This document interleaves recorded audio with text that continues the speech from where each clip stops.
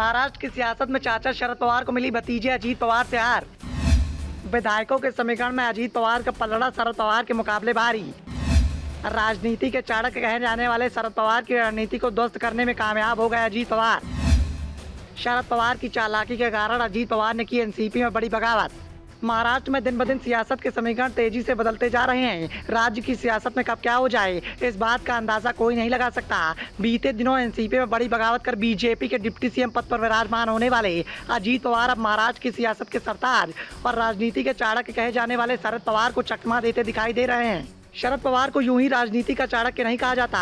इतिहास के पन्नों में दर्ज कारनामे इस बात की गवाही देते हैं। शरद पवार की नीति को समझना किसी के बस की बात नहीं है। बीजेपी के मौजूदा डिप्टी सीएम देवेंद्र फडणवीस भी शरद पवार की चाल का शिकार हो चुके हैं। लेकिन ये पहला वाकया है जब शरद पवार राजनीति के खेल में अजीत पवार से काफी पिछड़ते दिखाई दे रहे हैं। एनसीपी में हुई बगावत के बीच में अब ये साफ हो चुका है कि कौन किसके साथ है। हालांकि 3 विधायकों की राय अभी तक स्पष्ट नहीं हो पाई है कि वो किसके पाले में जाएंगे।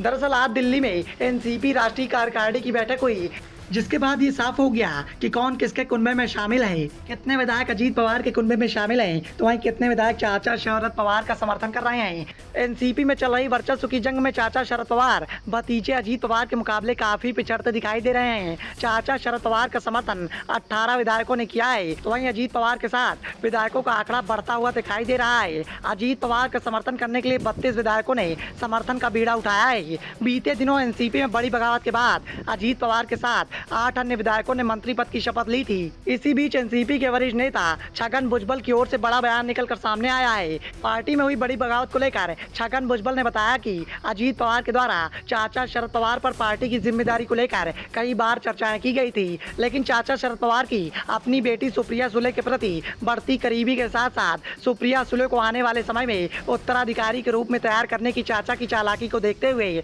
अजीत पवार ने बगावत का रास्ता इख्तियार किया। और अब आलम यह हो गया है कि एनसीपी में चल रही वर्चस्व की जंग में राजनीति के चाणक्य कहे जाने वाले एनसीपी के चीफ शरद पवार भतीजे अजीत पवार के मुकाबले काफी पिछड़ते हुए दिखाई दे रहे हैं।